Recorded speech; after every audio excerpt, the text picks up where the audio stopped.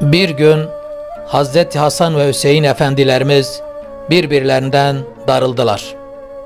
Hazreti Hasan radıyallahu anh büyük kardeş olduğu için 3 gün boyunca Hazreti Hüseyin'in kendi yanına gelmesini bekledi.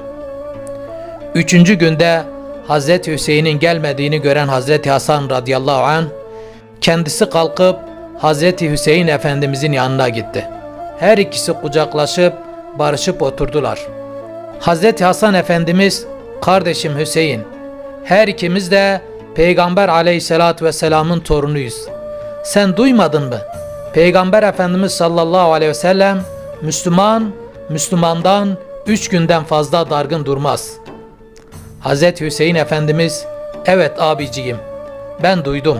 Sen de duymadın mı? Peygamber Efendimiz sallallahu aleyhi ve sellem 2 Müslüman birbirlerinden darıldılarsa kim diğerinin yanına giderse en büyük sevabı ve kazancı o elde eder. Sen de benim büyük abimsin. Ben istedim ki sevabın büyüğünü sen kazanasın."